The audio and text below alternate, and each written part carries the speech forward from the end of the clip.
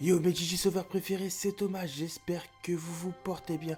On se retrouve aujourd'hui pour la review de l'épisode 17 de Digimon Adventure 2020, un épisode que j'ai particulièrement apprécié.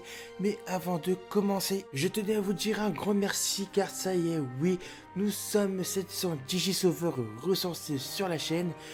Donc, comme promis, je vais vous organiser le concours pour vous faire gagner les doublons que j'avais obtenus lors de mon déballage de la BT02, mais également ceux de la BT03 dès que je la recevrai. Mais je ne vais pas m'arrêter là car il y aura quand même une petite surprise, mais je ne vous en dis pas plus pour le moment. Ceci étant dit, l'épisode d'aujourd'hui a pour titre Orochimon, le combat final à Tokyo. L'épisode de cette semaine reprend en plein Shoshinka de Aizumon en Orochimon.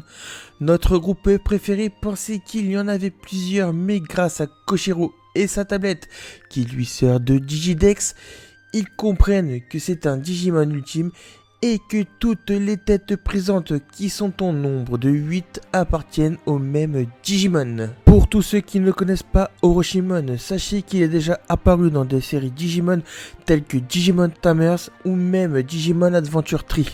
Et ce Digimon a une particularité car même s'il possède 8 têtes, 7 d'entre elles sont des têtes mannequins et seule la tête noire est la vraie. Une fois son Shoshinka terminé, Orochimon a tellement de puissance que rien que son hurlement fait des IEM, impulsions électromagnétiques qui se répercutent dans le monde réel. Metalgreymon et Zudomon envoient leur attaque ultra laser pour contrer l'attaque hydrocanon de Orochimon. Bien sûr, je blague sur le nom des attaques.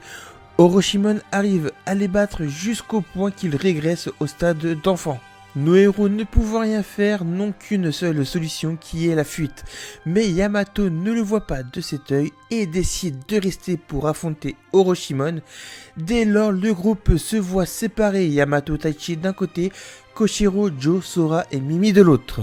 Un des passages que j'ai apprécié durant l'épisode alors que les enfants se cachent d'Orochimon, Koshiro lui analyse la situation et fait les rapprochements du fait que là où ils sont, tout ce qui se passe a des répercussions dans le vrai Shibuya. Le temps qui est également synchronisé avec le monde réel. Du coup, il comprend qu'il est dans une sorte d'espace-temps qui est synchronisé avec le vrai monde. Sur Twitter, je vous avais dit comme quoi ils étaient retournés dans le network. Finalement, ce n'est pas ça, je me suis trompé, c'était bien ma première déduction qui est en fait qu'ils sont enfermés dans une sorte de dimension digitale dans le Digital World. Ce qui nous explique pourquoi le temps qui s'écoule dans cette dimension digitale est identique au monde réel. Sora, elle, a pris conscience qu'il n'y a pas que le monde réel qui est en danger, mais également le Digital World, car beaucoup de Digimon souffrent à cause des Digimon maléfiques. Mimi, elle, nous explique comme quoi elle a vécu des choses difficiles. En même temps, on se souvient tous de l'épisode avec Andromon et Gardromon. Joe, lui, est devenu plus confiant qu'avant. Il le vante même Komamon une fois qu'il évolue en un puissant Zudomon. Ce passage est plutôt drôle car leurs Digimon se mettent à se lancer des fleurs sur la façon qu'ils sont cool. Du côté de Yamato et Taichi, on a le droit à un énième discours sur son petit frère Takeru. Taichi le comprend, mais cette scène nous aura au moins permis d'avoir un temps d'écran pour Takeru, qui, le pauvre, essaie de joindre son grand frère, mais en vain. D'ailleurs, faut qu'on en parle, mais est-ce normal qu'un enfant de 6-7 ans reste tout seul chez lui? Et ne venez pas me dire que sa mère Natsuko Takeshi est au travail, car c'est impossible au vu de ce qui se passe dans Tokyo. Après, au risque de me contredire si mes souvenirs sont bons, sa mère Natsuko est journaliste de métier. Un petit détail que je trouve quand même dommage, c'est qu'on a une photo de la famille Ishida Takeshi et on ne voit pas les visages des parents de Yamato et Takeru. On passe du côté de Yuko, Yagami et Hikari. Et Yuko n'est toujours pas inquiète pour son fils qui n'est pour rappel pas rentré depuis 3 jours. Là, on a le droit à un petit clin d'œil de l'épisode 21 de Digimon Adventure 99, car Hikari se met à apercevoir Orochimaru à travers les vitres d'un bâtiment, ce qui pour le coup l'effraie étant donné que les véhicules n'avancent plus. Yuko entend des passants dire comme quoi les trains auraient redémarré.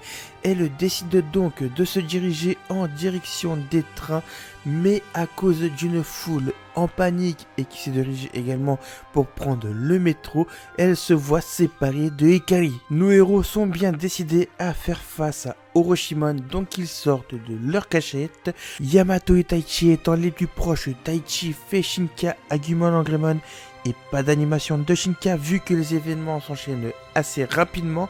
À peine Shinka Angremon qui lui lance un Mega Flame, Garurumon lui enchaîne avec un Fox Fire, mais leurs deux attaques étant inefficaces contre Orochimaru, ils décident de faire Shoshinka leur Digimon. Et là on a le droit bien sûr à la nouvelle animation de Shoshinka qui je trouve pour Garurumon est toujours aussi magnifique. En même temps que ce soit celle de Garurumon ou que ce soit celle de Greymon, ces animations de Shoshinka, je les trouve toujours aussi magnifiques, toujours aussi réussies, et plus je la vois, plus je trouve que l'animation est juste ouf. Malgré que nos héros fassent tout leur possible pour venir à bout de Orochimaru, ce dernier parvient quand même à les repousser, mais c'était sans compter l'arrivée des autres enfants, et je ne vous cache pas que la hype allait monter une fois que tous les enfants étaient encore réunis. De plus, la BGM Extreme Fight hype vraiment. L'animation durant le combat était très fluide, on a eu le droit à une belle mise en scène. Rien que de voir les enfants élaborer un plan pour venir à bout de Orochimaru, pendant que Taichi et Yamato s'occupent de la tête principale, tous les autres enfants s'occupent des têtes restantes. Depuis l'épisode de la semaine dernière, le fait de les voir combiner leurs forces, je trouve ça vraiment génial. Ça commence vraiment à créer une cohésion de groupe. Au même moment, dans le monde réel, Takeru et Hikari voient leurs frères combattre dans la dimension digitale. Pour Takeru, il le voit dans la télé, par contre Hikari le voit sur un écran d'un immeuble.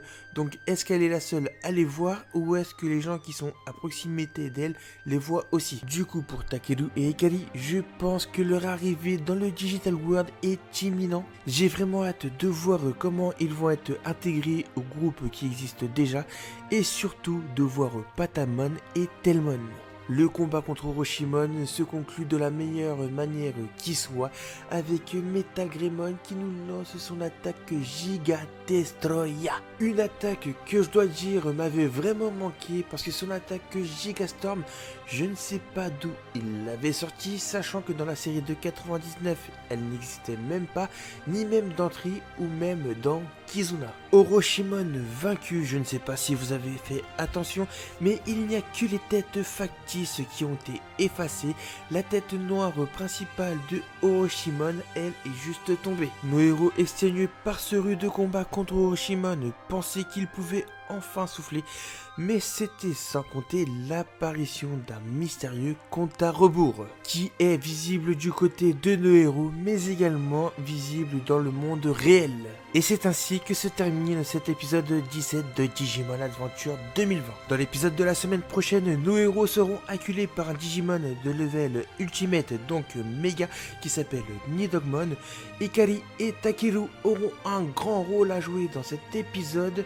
Et nous verrons enfin Devimon rentrer en action. En conclusion, je dirais que cet épisode est quand même tout bonnement génial, même s'il est coupé en deux parties, la première étant assez calme et la deuxième étant de l'action pure et dure. L'animation quant à elle, je n'ai rien à lui reprocher car je la trouve très propre et les BGM sont très bien utilisés et d'ailleurs je commence vraiment à kiffer la BGM Extreme Fight. Maintenant j'ai hâte d'être la semaine prochaine pour voir l'épisode 18.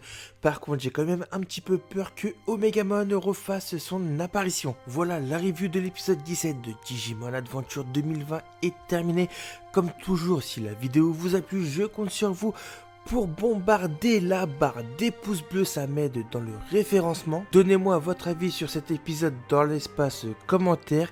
N'oubliez pas de venir me follow sur Twitter pour ne manquer aucune actu sur Digimon.